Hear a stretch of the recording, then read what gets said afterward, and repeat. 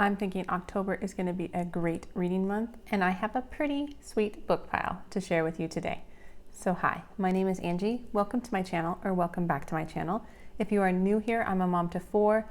I love to homeschool, I love to read good books, and I love to share both of those things on this channel. So if you like either of those things, please consider subscribing and staying a while. So first, I want to share a bit of a check-in on how I am doing on the Fall Into Reading Challenge that is hosted by some of my favorite booktubers for the months of September, October, and November. So here is the bingo board that they are using for all 3 months and has all 15 prompts. And I'm going to quickly put the books that I read for September on here. So I read The Pull of the Stars and loved it. And so I'm going to put that one on, a book published in 2020. I also read The Light Between Oceans. Such a good book, very powerful book. And so I'm going to put that on the historical fiction prompt. And lastly, I just wrapped up Becoming by Michelle Obama, and I loved it. I listened to the audio as well as read the book, kind of depending on where I was and what my mood was.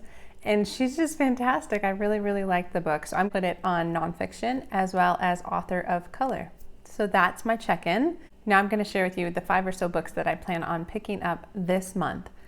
And odds are I'm not going to get to all 5 because we are in the process of moving and finding a new house, and it's just a little chaotic and busy, and so I'll get to what I can. Okay, so the first book I'm going to share with you is The Familiars by Stacey Hall. This is part of April's book club over at Getting Hygge with It. Love her channel, love her book club, and so I'm really looking forward to picking up this book. It's about a woman in the 1600s in England, I believe, and she has had troubles having children. So I think she has had a number of miscarriages, and then she finds herself pregnant again. And it seems like the doctor, for some reason, does not believe the baby will make it or she will make it, things like that. So it's a very, very high risk pregnancy. I think this spurs her to kind of look for outside help. So she reaches out to this midwife who promises to take care of her and her baby.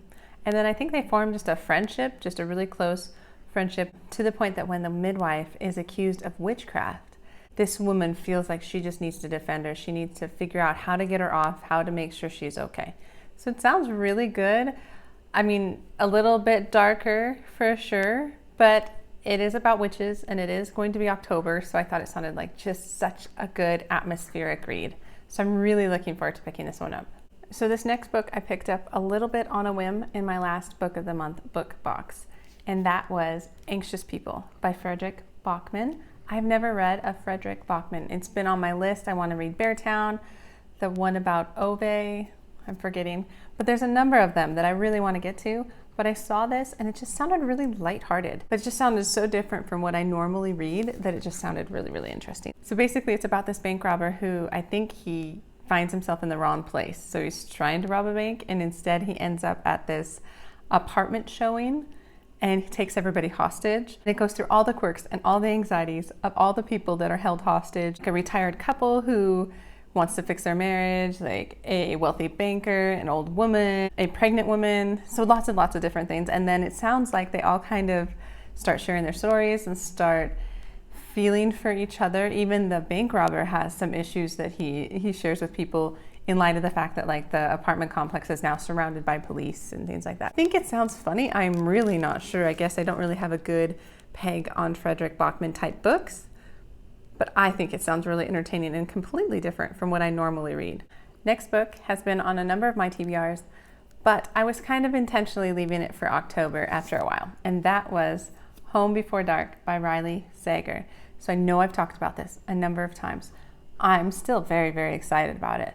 I read Lock Every Door this past July, I think, or June, and just loved it. I got sucked into the story. I was definitely kind of on the edge of my seat the whole time.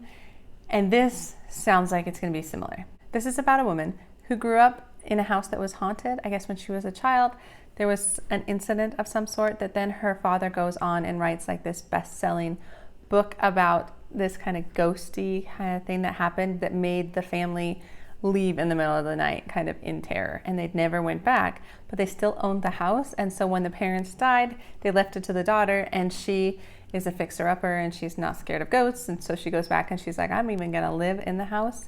It's not gonna be a big deal. And so she does. And then I think there's some ghosts and I think it gets scary, but it sounds really good for October. So I really want to get to it this month. I really hope that I get to it and I don't have it on another TBR coming up in the next couple months, but Home Before Dark. The next book I have is actually on my 5-star predictions list that I'm trying to finish out. I only have a couple more books, and so I'm looking forward to it. I realize it feels more winter than fall, but I still think it'd be a good time to read it. It's called Winter House by Ben Gutterson. It's a middle grade mystery novel. And it's about this girl whose aunt and uncle, I think it's her aunt and uncle, send her off to this house. It's called the Winter House Hotel. And I'm not sure if it's a school or a boarding house. I'm really not sure exactly. But when she gets there, she kind of goes exploring and she learns a lot about the house, and she finds this big, massive library. And then I think she finds this book, like a magical book of puzzles, yeah. And then she realizes that she is somehow a part of the mystery of this hotel that she's never been to before, but it's kind of like her destiny or something like that. It just sounds so cute. And the cover is beautiful, and it has lots of good pictures. It's just fun pictures. And so my initial idea for picking this up was to read it to see if my kids would like it, because I love mysteries and I really want to get my kids into mysteries, and they love big chapter books right now. We're reading Harry Potter and just loving it, and so I feel like this could be another good hit. Okay, and then the last book on my list I'll show you is The Great Alone by Kristen Hanna, another book I've been talking a lot about that I'm really excited to get to. And I feel like it feels like fall because of the colors. It's a book about this family of this man who comes back from the Vietnam War. He has some serious PTSD. He's been changed. He has anger issues, and he just can't quite deal with society is what it sounds like. And so he uproots his family. He uproots his wife and his daughter, and I think she's like 8 or 9 or 10, something like that, and moves them all to Alaska, like middle of nowhere, Alaska. And there's some challenges with that, like living kind of off-grid in Alaska. And so that's challenging, but I think it's also interwoven with this whole storyline of him really struggling and them loving him and not knowing how to help him. Sounds like it's a hard read. It's a Kristen Hanna book, and I typically really love her books, and so I'm here for it. Let's see what happens. So I really want to get to this book this month, but we'll see. I have a pile.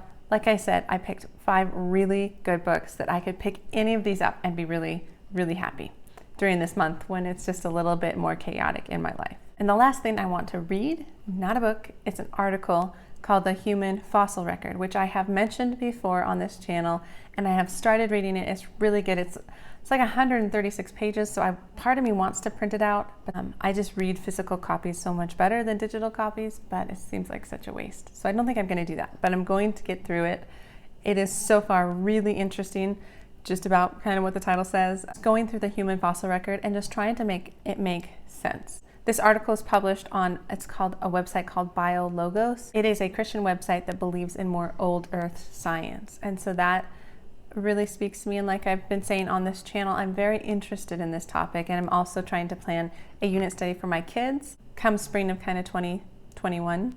And so I'm doing a lot of pre-reading and trying to figure out how best to teach them. So this is just kind of the last big thing I want to read before I figure out some stuff with that curriculum. So anyway, that is what I have. I'm hoping to knock a few more prompts off of the Fall Into Reading Challenge. And I'm just hoping to have a good month of reading where reading can bring me a lot of relaxation in kind of a time of chaos. Please comment down below with what you are reading. I would love to know. I find that always very curious. Let me know if you've read any of these books and loved them or didn't like them. You can tell me that as well. So please consider liking the video or subscribing to the channel if you like what you see, and I will see you in the next book video. All right, have a wonderful day. All right, bye.